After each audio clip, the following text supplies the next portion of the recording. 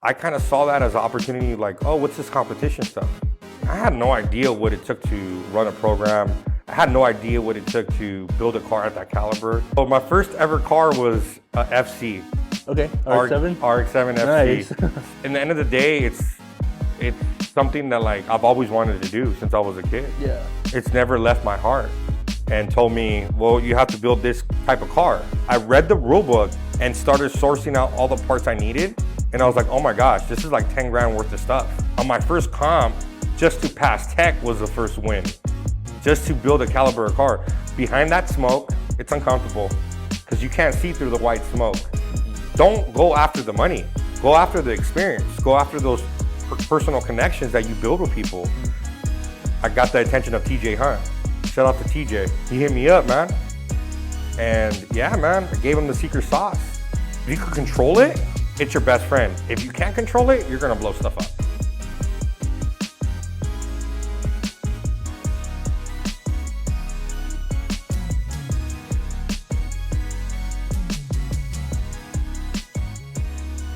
Welcome back to today's episode of the Dare to Drive podcast. Today we have a very special guest. So you want to introduce yourself, Cisco? My name is Francisco Aguirre, aka Cisco Skids. Yep. So today, you want to tell us a little bit about yourself? Oh, absolutely. So I got into cars when I was, I want to say 6 or 7. Okay. My Uncle Joe, he used to like come pick me up in his Corvette. He had bikes. I mean, he like really was the coolest guy on earth, you know, in my eyes, right? Yeah. He would pop wheelies down the block. Sweet. He would haul ass in his bed. And I had the opportunity when I was like 7 years old to actually build a C4 with him. Okay. What ended up happening was like I just like literally gravitated towards being involved heavily, like putting the body kit on all the way to getting the engine done with him, going to the swap meet, sourcing out parts. Okay. And that was like a really like eye-opening experience because I was like, oh man, it takes a lot to build a car. Yeah. When that car got finally built, it was amazing to say the least because it was a finished product with the rims, a kit, fresh paint, a new motor. I was just like, wow. It was an eye-opening experience for sure.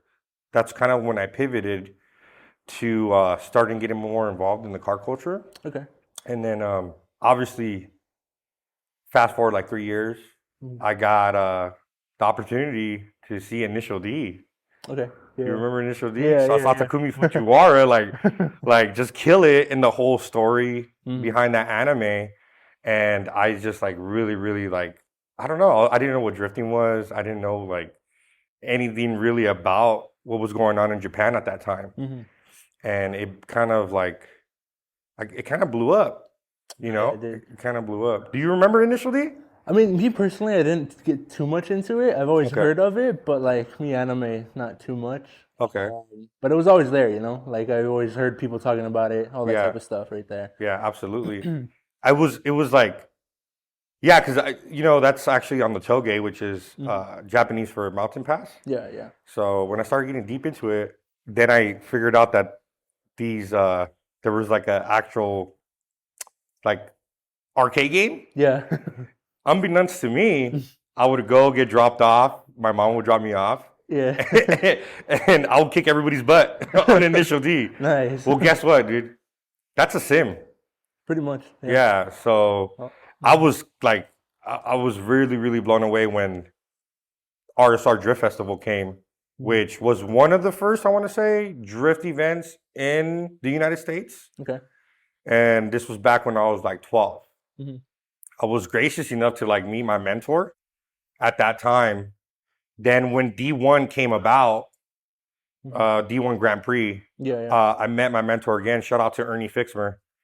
And he invited me to his shop. And when I was 12, 13 years old, I started cleaning up his shop and really like knowing about, they say God's motor, SR20. I started building them with them, started seeing what it takes to build a drift car. And it's just been on since then. So since from like 12, 13 years old, cleaning up the shop and organizing tools, doing all the grunt work, doing the hard work, paying my dues pretty much, you know? And he was a very accomplished driver. My skill set now with driving, I kind of mimic what I saw back in the day, you know? We kind of go back to those times, right? Yeah. Where you kind of see like exactly how things progress. Yeah. And there was a lot of progression back then, but it was the early days. You know, no angle kits, no handbrakes, nothing. It really took a lot of skill to actually get the car sideways. Yeah, definitely. Yeah. I mean, on that note, like what was your first car that actually like you got your own hands dipped in right there too? So my first ever car was a FC. Okay, RX-7? RX-7 FC. Nice. And this is interesting because I was a kid and I used to flip cars not knowing what car flipping was. Yeah. So for you guys that are younger, back in the day, we didn't have social media. We didn't have any internet. So what would you do to sell a car would be posted up on Auto Trader. So Auto Trader is a magazine that you would get at 7-Eleven, the local liquor store, right? Yeah, I remember those. I got my FC RX-7 behind my parents' back when I was 13 years old, 13 and a half to be exact. Because when you're under 18, you always go like, I'm 14 and a half, 15 and a half, 16 and a half. Yep. We're so excited to get to 18, Yeah, right? 100%. So I got my FC and I kind of just wanted a Corolla. You know, I really wanted a Corolla.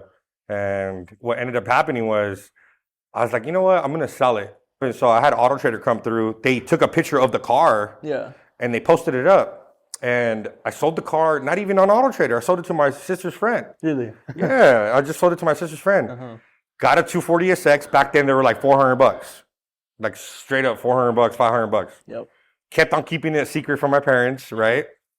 And they would hit me up on Auto Trader and be like, hey, do you have the FC for $1,000 still? I'm like, no, but I have a 240 for sale. And that's how I'll hook people onto. Right. And so I didn't have to keep on paying for a new ad because it was like I was hooking people through just that one ad. Right. So I was slanging 240s, like I said, like car flipping without knowing car flipping and stuff. And then after that, I got my hands on the Corolla. Okay. The guy screwed me over, didn't give me an engine, a trans. It was just a shell of the car. And I was just like, man, how can this be? Other people would have gave up. Other people would have been like, man, screw it. Right. I'm going to tap out, sell the shell, get what I need for it, or get what it's worth, and just move on with my life, right? Well, I was like super determined. I was like, you know what? Some way, somehow, like, I'm going to get a 4AG in this bitch. You know what I mean? Yeah. I'm going to get a 4AG, and I'm going to source out the parts, and I'm going to start doing what I need to do, you know? So that's exactly what I did. That's like literally the first car. The reason why I got a Corolla and I struggled so much to get a Corolla was Initial D. And there was always this myth, like if you could drift a low horsepower car, then you could drift anything. Yeah. Put a little power behind it and you could drift anything. You know, so I was like really like, I was determined.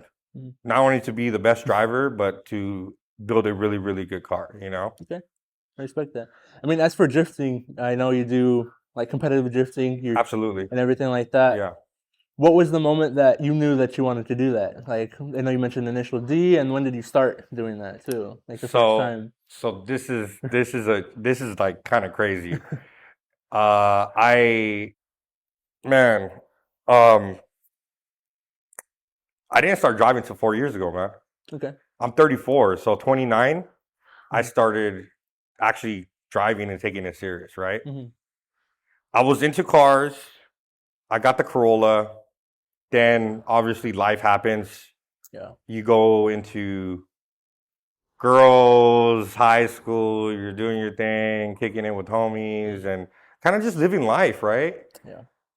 Unfortunately, I sold the Corolla.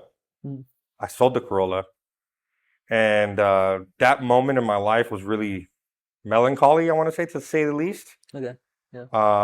My parents were making good money at the time. They bought me a Scion TC, brand new. And then I got into street bikes. I kind of was lost at that point in my life. Like I was just super, super lost. Because I knew I wasn't being myself. I knew like it wasn't me. So I lasted about, I want to say 10 years trying to figure it out, Yeah. trying to figure it out. Then about 5 years ago, I had an epiphany in the mirror. I looked at myself and I was like, damn, Cisco, like, I don't want to be a biker. I don't want to do this bike stuff. The next day I went and bought a 350Z. Bought a 350Z, and then I started like kind of sliding in it on the streets, going to the local canyon. You know what canyon I'm talking about. Yeah. I'm not going to give up that secret, right? And I saw like the potential, and I fell back in love with drifting. Then that kind of like catapulted me to like really kind of take it serious and prep this car to go to the track. Okay. The first day I went to the track was by myself. My car I'm driving was March 31st, 2019.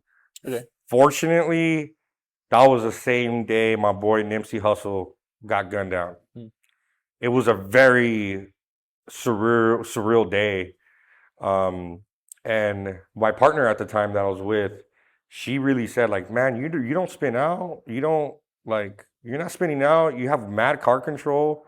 There's something about it. And she actually gave me the motivation to like, look at myself again, have another epiphany and be like, this is who I am. I can't not go this route now. Yeah. I have to like stick to the script, 10 toes down and keep on pushing, because it's like, in the end of the day, it's something that like I've always wanted to do since I was a kid. Yeah. It's never left my heart. Yeah, you fall in love of things, relationships, situations. But with this, it's like I fell out, but when I came back with more determination. Yeah. You know what I'm saying? Okay. I mean, what was the first track that you went to? Apple Valley Speedway. Apple Valley? Okay. Yeah, but this was before they extended it. Yeah. So it was real narrow. So you kind of had to hit the inner clips kind of shallow. Yeah. Not like how people are hitting it now.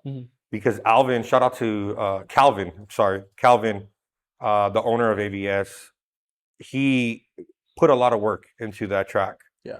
He bought it, I think maybe 2 years prior to me sliding it for the first time. And honestly, he put so much money and work and effort, and everybody else from the volunteers, he has cleanup days, to extending the track, putting new pavement, to actually paving the road from the main road. Because I don't know if you've been to AVS, but there's like a very long road that you have to take that's dirt. Yeah, I've heard. I've heard the horror stories of that road. So if your car is lowered, it takes some time to get through those obstacles. Yeah, that's the first obstacle in AVS. It's not doing the entry. It's not linking the whole course. It's getting to the track. Yeah. You know what I mean? Yeah, definitely. Yeah. So it was real narrow back then, but yeah, man, slid it, and it was like super, super dope to like have mad car control and be one-on-one with the car, Absolutely. I mean, what would you say the most difficult part of getting into drifting in general, or again like that? What was the most difficult part you had to overcome? I think executing. Yeah. Executing. So everybody could have a dream. Everybody could like really think about or buy or whatever. But if you don't have somebody behind you, or you're not doing the work yourself and really understand the fundamentals of driving, and the determination to do it, you're not going to get there. You're going to have a horrible time at the track. You're going to have difficulties, and you kind of have to humble yourself. I think drifting humbles yourself. Drifting gives you a humbling experience. So you could kind of like step back and say, man, I don't really know shit. Yeah. The determination. So we're talking about execution, right? So that's a project from start to finish. You can't go and half-ass anything. Yep. You half-ass something, it's going to break. Yep. Like 9 times out of 10, it's going to break. And people don't understand that until they go to the track. When you go to the track, people don't understand. There's food, there's gas, there's tires, there's extra parts you need to take. If your car is tuned, maybe giving a couple bucks to the tuner for him to come out, data log what he's seeing. or having a cord in your own laptop and giving him that information. You know, so execution is key in drifting. You got to see a project from start to finish. And that's where I go back to like the Corolla, right? If I just gave up on that project and said, oh, well, they screwed me over, which happens a lot in the car community. I don't know if you guys know this, but if you're not careful in the car community, you will be taken advantage of. Oh, yeah. Right? 100%. Yeah, I agree with that. Yeah. Yeah, sometimes if you're too nice to people, they might backstab you, and then they too. Absolutely. Like, you have to be careful with people. So yeah, I mean, and I'm sorry that's happened to you, and I'm sorry for everybody who that has happened to, but that just goes to show what shops are cool, what people are cool, who's gonna, you know, have your back and who's not. Another thing is like you can't ask for handouts. Everybody's online. Hey, bro, do you have this? Hey, bro, I need in search of da-da-da-da-da. I need this ASAP. And they're not even a professional driver. Right. They're just going to the track for X amount of reasons or whatever, right? And when you see them at the track, they're drinking or smoking. It's like, bro, so you ask for all this free help, right? And you just want to go and not take it serious? Yeah. Like, you're a joke, bro. You're a joke. You're a joke, to say the least, right? Yeah. That's one thing that, like I said, determination and hard work actually pays off. We're such involved in this society now of technology and all this stuff where people don't even know how to make like an interpersonal relationship, man. It's ridiculous. Yeah. Like, guys, like I met Pete really interestingly, right? Oh, like, yeah. It was crazy how we met. Well, it was a few months ago, maybe 3 months ago. Yeah. 3-4 months ago, maybe. Yeah. So my background now, guys, is literally tuning. I specialize in G's and Z's, but now I'm crossing over to got HP tuners, Haltech, Link ECU. So I'm doing standalone stuff now. Nice, yeah. And we have a stock ECU flashing, which is you tap into the ECU, break into the ECU, reflash it with some credits. I'm official uprev dealer. So that's why I specialized only in G's and Z's. Plus, I drive a Z, so that goes hand in hand, right? Yeah, yeah. Race on Sunday, sell on Monday type mentality. So what happened was I was tuning a car. I was at a gas station with a couple of Z's. I think you told me that you passed by or something? Yeah, I passed by. I did notice at the gas station there was a few like G's. Yeah. And then I would turn right there. And then all of a sudden I see your car pull up next to me. Yeah. And I don't remember what you said exactly. I had my windows down and you just yelled at me. I was like, hey, you need a tune, bro? Literally. And I don't know, it just meant to be. And then you just said like, oh, let's pull over right here, and pulled over in some liquor store right there. And we just had that cool conversation, and we were just talking for like, 20, 30 minutes maybe? Yeah. Cool. Yeah. So I know you live in the area that I live in. Yeah, I thought, like in my head, I thought you were part of the group. Really? And you were trying to like find us or whatever.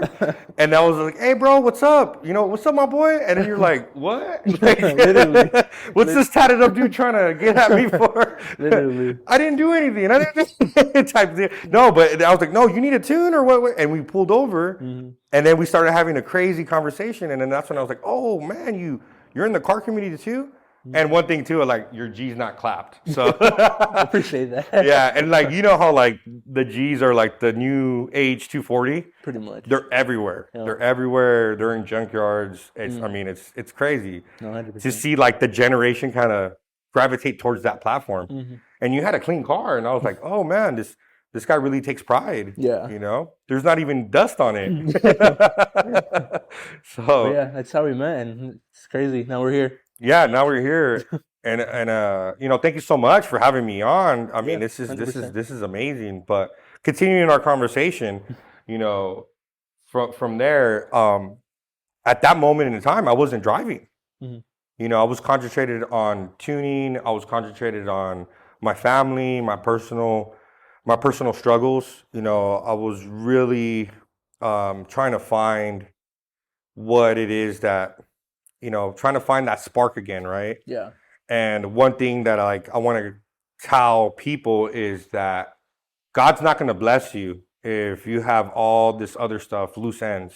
If you suffer from addictions, if you suffer from all these, depression, anxiety leads into depression, right? Yep. So if you suffer from all this, you kind of need to take care of that and take personal inventory in order to be a better person. And then when you're that better person and that better version of yourself, then go and start following these dreams and aspirations that you do have.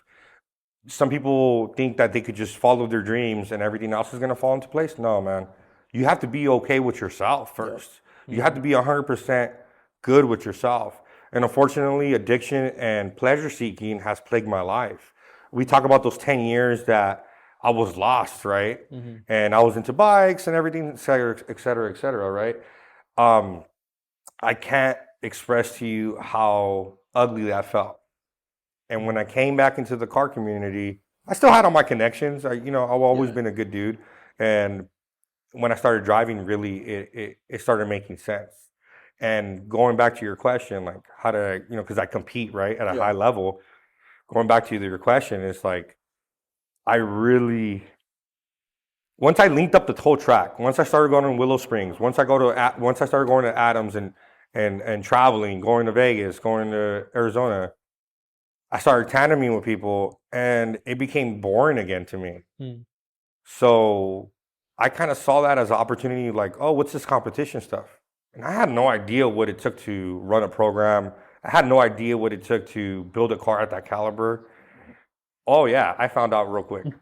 Like you mentioned, it was humbling for you, I bet, huh? Oh, it was like, so going to the track with the homies and having a good time. Because obviously, like, if you're not having a good time, then why you're doing it?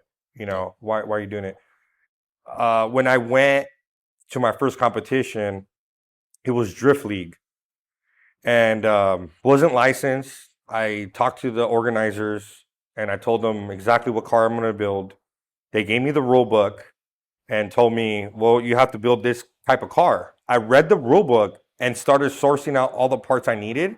And I was like, oh my gosh, this is like 10 grand worth of stuff. Yeah. I was like, not only to the helmet being FIA approved, but your race suit, armor restraints, Hans device, your seat needs to be up to date. Fire suppression system.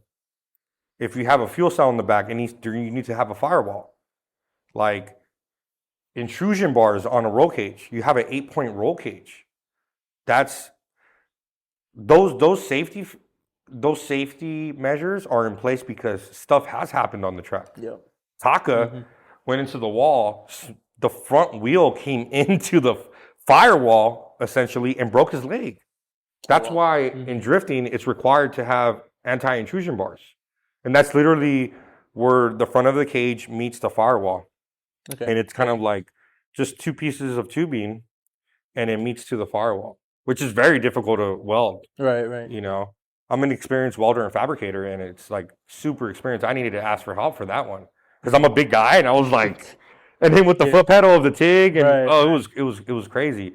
So on my first comp, just to pass tech was the first win, just to build a caliber of car. Well, obviously hustling up the money because sponsorships. If you don't have anything tangible, which means things that people could see and look at, they're not going to sponsor you. Nobody's going to sponsor you and take that chance. My first sponsor was D&D, and that was just a seat company, interior company. Guess what? They didn't have a seat that was SFI approved or FIA approved. Oh, wow. So I couldn't run their seat. Right. Unfortunately, I had to go buy a seat that was like $2,000, a race tech seat, which is the most comfortable seat I've ever sat in, And I'm a pretty tall guy, so like I sit on the floor. Yeah. We're kind of tall people, so you know how that feels. Yeah. It's like it's sometimes it's uncomfortable. Main thing for anybody that's watching this and you want to get into racing, drifting, whatever the case might be, you have to be 1,000% comfortable in the car. So what I did was the first competition was like a really rude awakening because I was very uncomfortable. The race suit was hot. I couldn't really move my neck. In drifting, when we're sideways, you're looking. Where your eyes go, the car goes.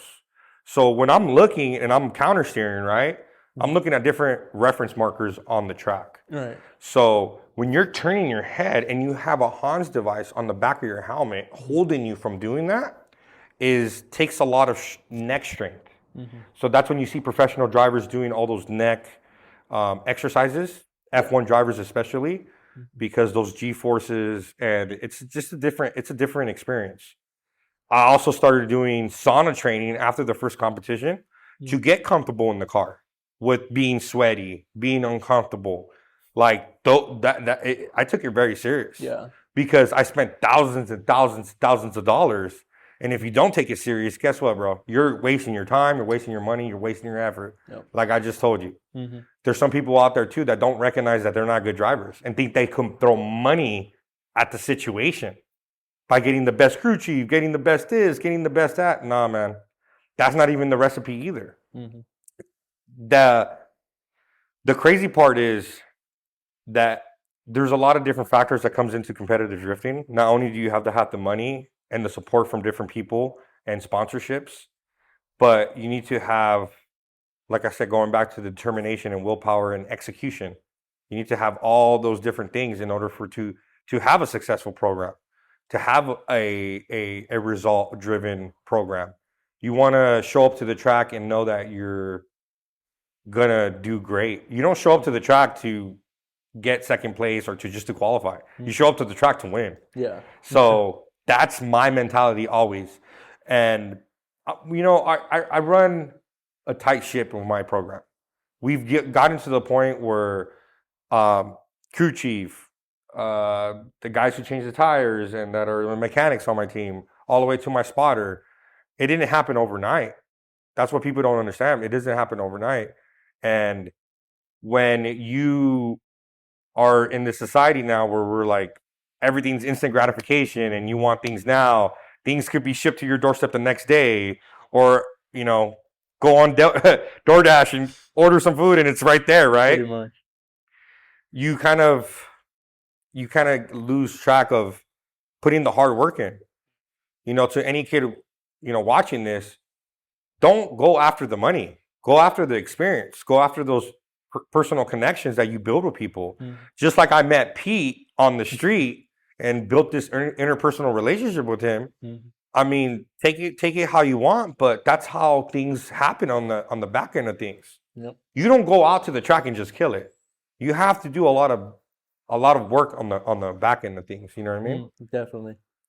I mean, when you get into competitive drifting, I know you do Hot Pit Autofest. Yeah, that's one of the competitions I did.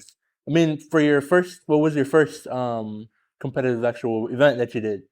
It was actually Drift League. Okay, and how did that one go your first time? I qualified.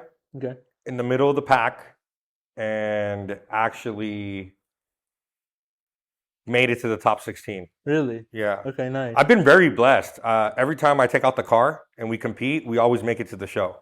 Okay. We always make it to the show. We're always in the opening ceremonies. We're always top 16. Good. Either mid-pack or throwing it down and getting a high score and kind of, getting up there. Never had the opportunity to score a P1, which is pole position 1, which is getting the highest possible qualifying score. Right. But we're getting up there, That's good. Most definitely. That's good. And yeah, I mean, that's just that was the first experience, and that was back in 2021, I want to say, or 2020. Okay. I can give you the dates for sure. And the stuff behind us is just, those are door cards. So for people who don't understand, like what door cards are, it's pretty much your jersey number and your last name. So to have that on your car, it's really one of those things where it's prideful. Yeah. Hot Pit Autofest, I was personally invited by RJ. Shout out to RJ, Jeff Jones, and Rob for putting up their money and making a good event happen. Where Pro 1 drivers, Pro 2 drivers, and Pro Am drivers could go at it. Yeah. They created a good environment for that to kind of grow and prosper. So that's one of the things too, right? Where we're talking about gatekeeping, right? Yeah, yeah. Gatekeeping is real. People kind of look at it like it's something to be mad at or something to be like, oh, well, how is that fair? You're a Pro-Am driver and you don't have that type of caliber car and everything like that. Well, guess what, guys?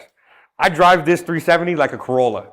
If I don't have the power, well, I'm going to go flat out on it. I'm not going to I'm not going to left foot brake. I'm not going to, pull the handbrake. I'm going to patiently wait behind that smoke. It's uncomfortable because you can't see through the white smoke. Mm-mm. People don't know that. If you haven't been behind a high horsepower car, and especially like in Formula D, when you see that white smoke, it's like really, really like condensed. Yeah. It's like smoke. Pure white. Yeah. Mm-hmm. You can't see through that. And one thing as a driver, that's why it separates it. I always tell people like drifting is the NFL of motorsports. It's a contact sport. Mm-hmm. So I like to tap people's doors and kind of get on them to make sure that I'm there. Yeah. Not so much where they're going to spin out, because people do that too. You tap them and they like clutch kick or do something funny and spin the car around. Right. And guess what? If you hit them too hard and they do that and they flop, it's like in basketball, when you hit somebody and they fall on the ground. Yeah. Yeah, that's called flopping. If they flop on you, then guess what? You're out of the show. You're out of the show. And that's one of the tactics that they use. Going back to gatekeeping, I feel like if you're doing a competition against Pro Run and Pro 2 drivers, if you can't step up to the plate, you got no reason being there.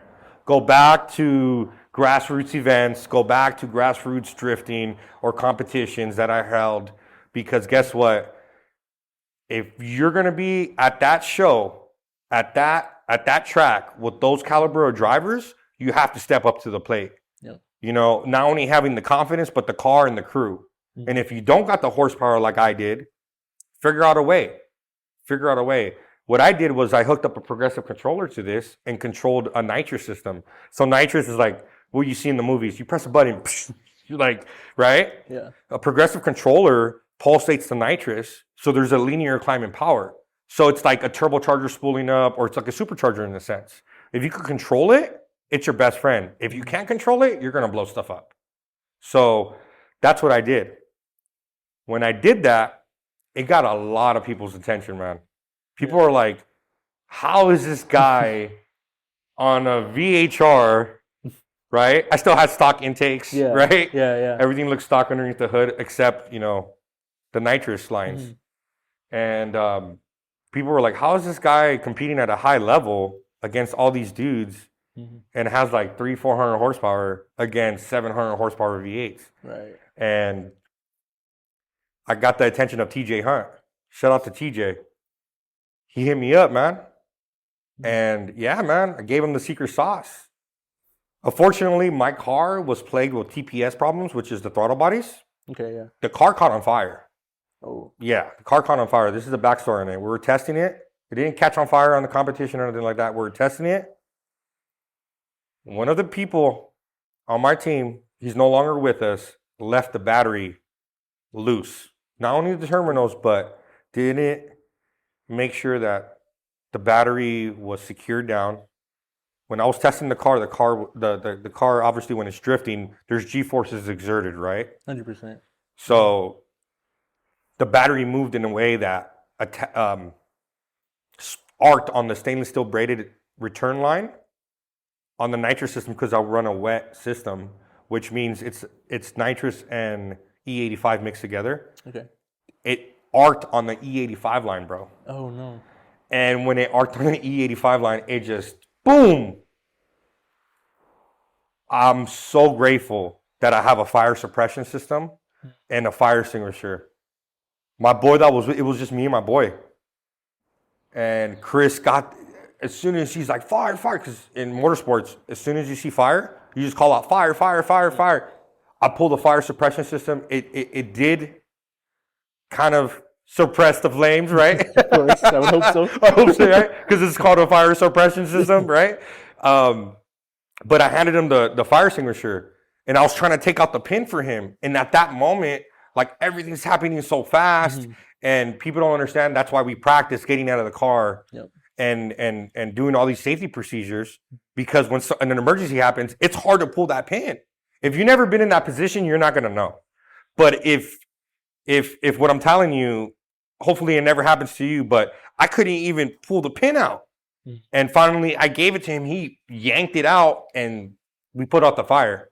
Ever since then, the wire harness I thought was good. It was compromised. And Nissans, they don't like the wire harness cut or nothing like that. Exactly. So the last round when I made it to the top 8, I was running without nitrous. Yeah, people didn't understand that. We didn't tell anybody. Right. But I was roughly 340. Yeah, I was roughly like 340. So, and we made it all the way to the top 8. It was great. Like I said, I was driving flat out, never lifted, and was just patiently waiting in the smoke to go ahead and attack my opponent. Go ahead and put pressure on the opponent, because obviously as a drifter, we don't want to leave it up to the judges' eyes. The judges have a certain opinion of what they want to see. They have a vantage point that the general crowd doesn't. And that's where drifting gets kind of like political, I want to say. Controversial too. Controversial calls and everything. But you have to leave it up to the line judge, the angle judge, and the style judge. These people are there for a reason. And if they see something that the general public didn't see, like a little bobble or the car didn't sit right when it was transitioning, those are all minus points on their book. Yeah. So that's why I'm like, people don't have a biased opinion. It's just the judging criteria is there, and people just need to understand that if you leave it up to the judge's hands, don't get mad. You didn't do the best. You did something on that run to compromise that.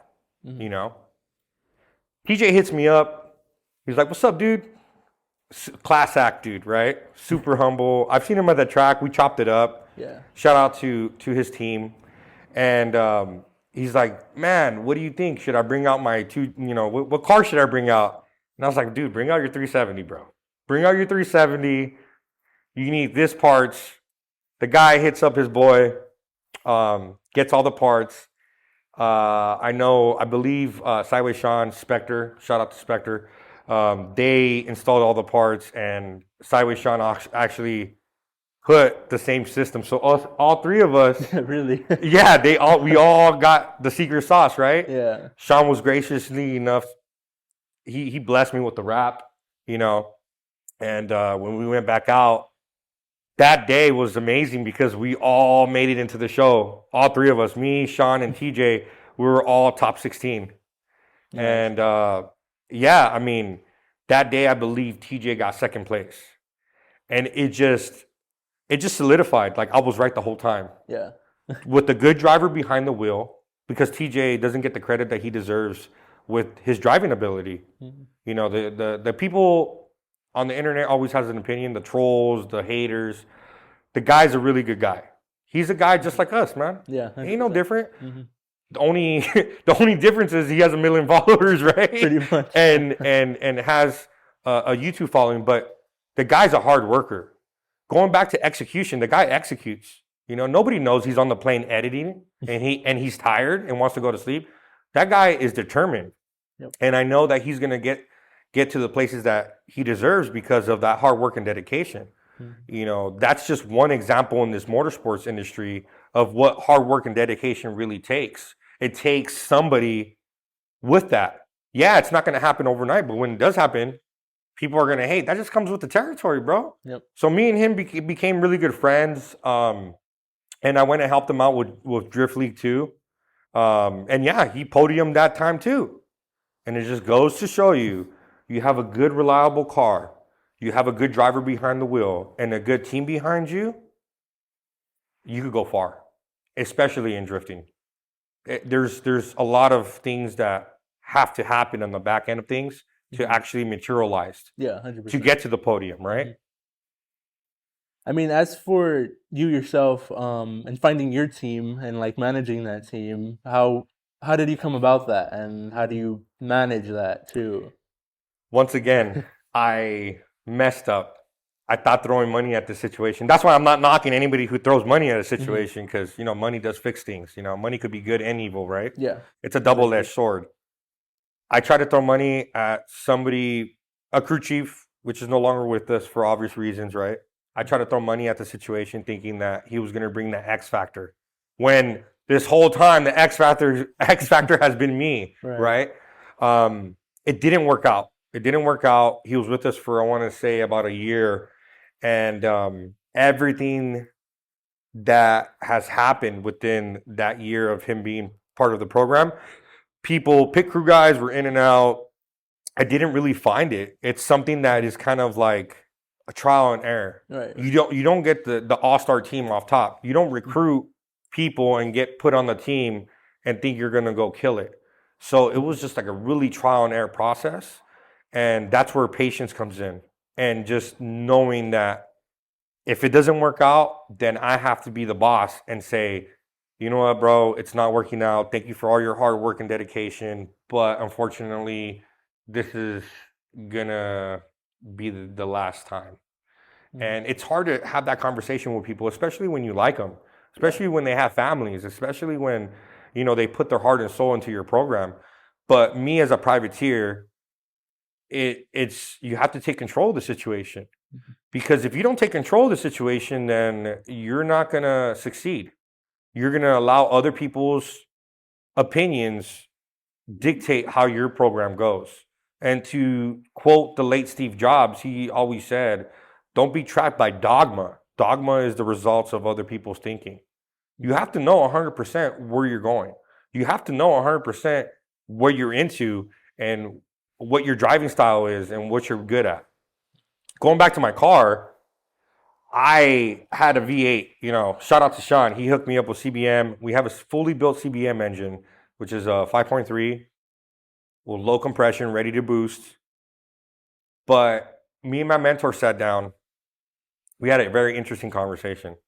And he's like, bro, you don't need a V8.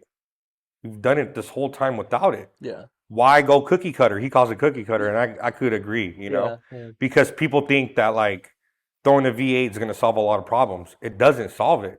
If anything, it crutches you from being a better driver. Mm-hmm. Because a V8 power it's automatic. It's just on. Yeah. Literally, bro, you just got to press the gas and go. Pretty easy. and if that's what you want to do, then go ahead. But I believe like a Nissan should have a Nissan engine in it. Mm-hmm. I'm not a purist. I like stuff that is, you know, BMW and Mercedes and put a 2JZ in a Mercedes. I think that SL that's online right now. Have you seen it? With the 2J? Yeah. I haven't seen it. I think I've heard of it, but I haven't seen it. So it's a SL 500 or 550, I believe, AMG. Uh-huh. And I'm big time into verts, right? That car right there, the guy put a 2JZ in it. He did it very tastefully, full roll cage drift build. And like I'm into that too. You know, I'm not against it. But as far as my program goes and what direction we're going now is RB26. There's a lot of flack. There's a lot of hate. Oh, it's not a good engine. Oh, just get a Skyline and put a V8 in it. Okay, go do a cookie cutter. That's you. That's your vision, right? Be that guy. Right. Be that guy. And then when it breaks down, you can't even fix it because somebody else built you the car. So I literally been around Nissan engines my whole life. RB26 is the unicorn of engines. That's why in Fast and the Furious, Tokyo Drift, they said the Mona Lisa. RB26 with the S15 in an S15. That's yeah. Like the Mona Lisa, right?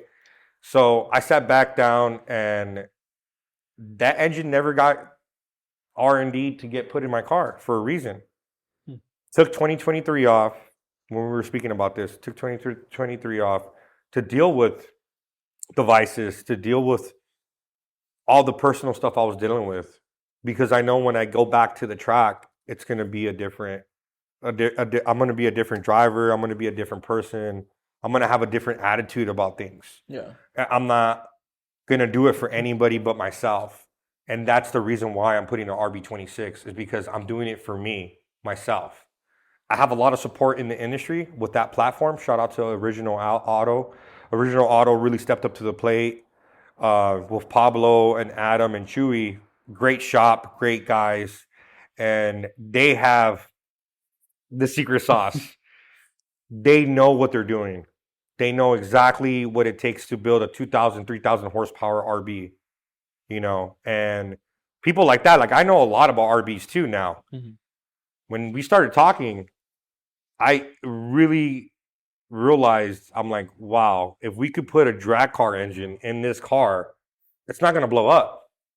It's not going to blow up. People think it blows up. It has oiling problems, but you do the necessary steps, just like anything in life. You do the necessary steps to prevent that from happening, you're not going to have any issues with it, right? So that's why a 26 is going in my car now. And it's going to be a good showcase for Nissan because GTR engine goes in the Z. It's a great showcase for Nissan. Yep, 100%. Yeah, and it's different drifting with a turbo car. You have to be very in tune with what you're doing as a driver. That turbo, since the power band, when it spools up, if you have to maintain that power band. Right. You know, if you let the turbo spool down, and if your car is plagued with turbo lag, right? That's why we use nitrous to kind of not have that problem. Mm-hmm. But it's a different animal than a V8. You're not just pressing on the gas and going. You know, you're actually allowing the car to gain momentum, and that's where the style of drifting gets very, very interesting because you have to throw the car. You have to throw the car with more angle. You have to kind of do other racing tactics to make sure that turbo is spooling all the time, mm-hmm. all the time. You got to make sure that turbo is spooling and keeping it in the power band, you know. And I'm not talking about downshifting, you know what I'm saying? And clutch kicking, right. Like you're driving a stock SR. No, I'm talking about really honing in on skills like that, you know, honing in on your own skills and your own driving style. Everybody has a different driving style. You know, everybody has a different driving style, which makes drifting very unique because when you go against somebody else, not only do I have respect for the driver and the other team, because they did as much or more to get to that start line like we did. You know, I'm really humble when it comes down to it because this whole drifting is a humbling experience. I've been on the track. The car dies on the start line. And we did all this, tires, you know, fuel, food for the whole team. Yeah. My family's out in the stands. My kids are in the stands. And the car dies. You have to be very gracious. Take a moment for yourself. Still shake hands. Still take pictures. Still be that cool guy. Hey, you want to get in the car? Yeah, you know, get in the car. You know, be that person. If you're not that person, then you know that's cool. But I'm me, and I don't have to try to be myself. When you're yourself, it's effortless, right? Yeah, it's effortless. Just like this conversation, we're homies. You know, exactly. It's effortless. You don't have to fake the funk. You know, and people that do, you're gonna slowly see their true colors come out eventually. Mm-hmm. You know, and especially in competition.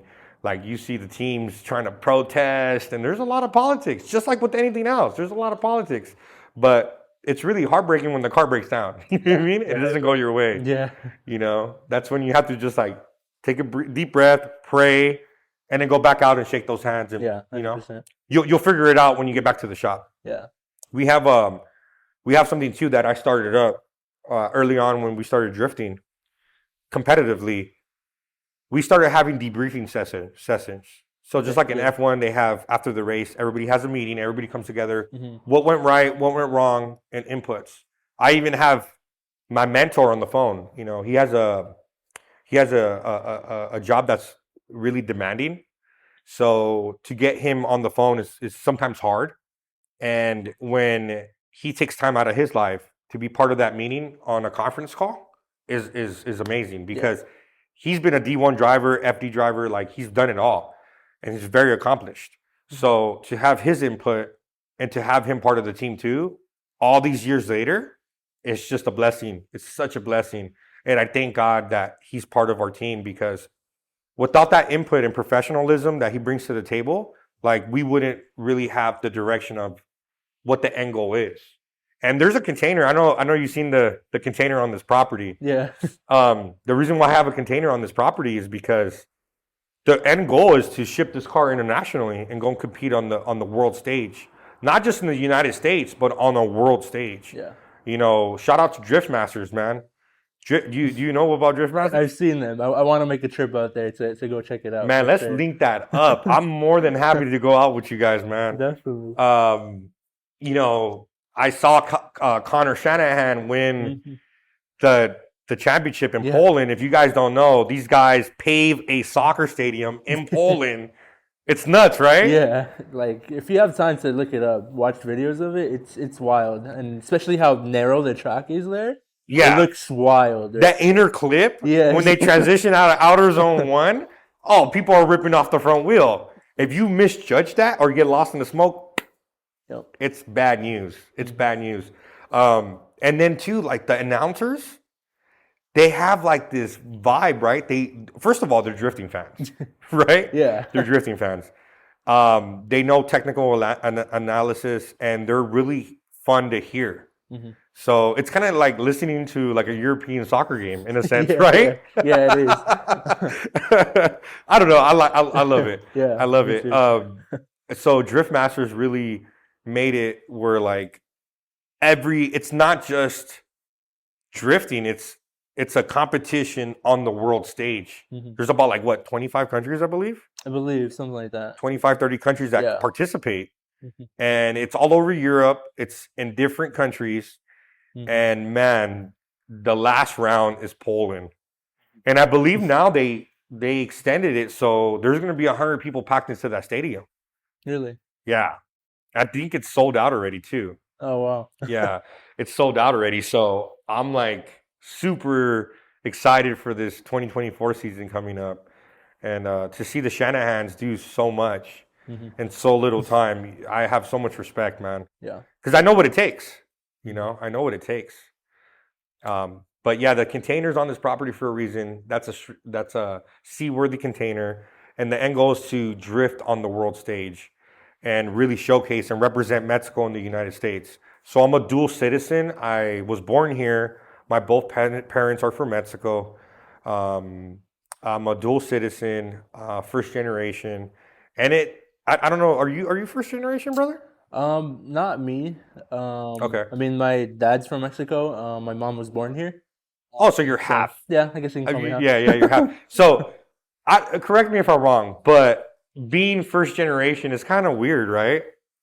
In a sense that, like, you're not too Mexican for the Mexicans, and you're not too American for the Americans. Yeah, I can see that. Yeah, you're like stuck in this like kind of weird, awkward kind of place. Yeah, you know.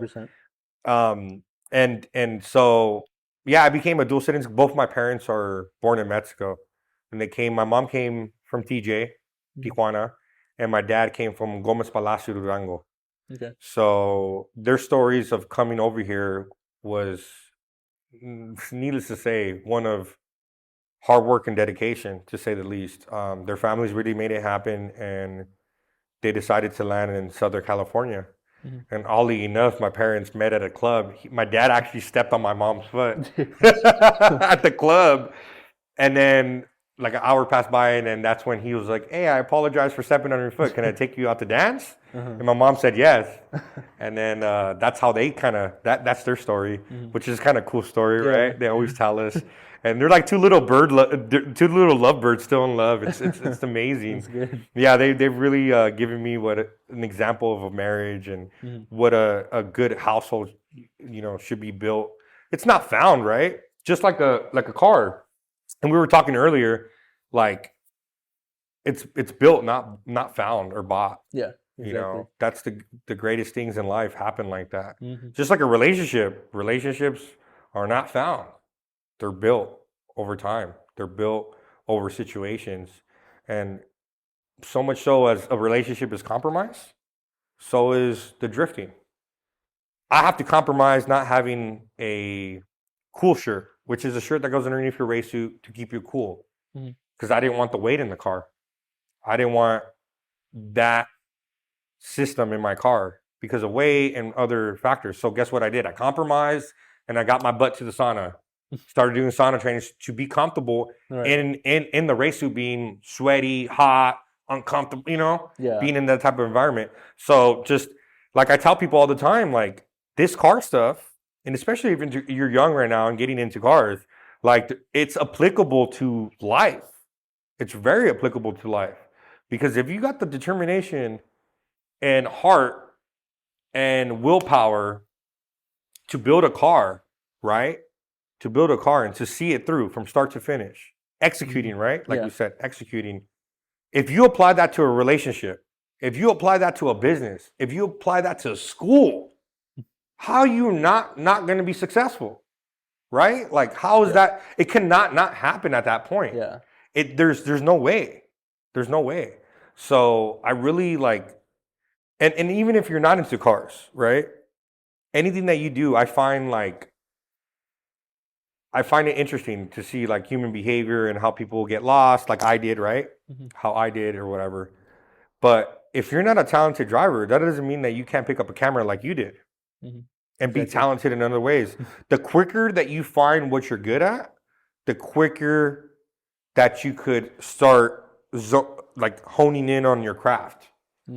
It's cool to try different things, from, you know, obviously building race cars on a fabrication standpoint all the way to tuning. These are all skill sets that I built over time to become where I'm at today.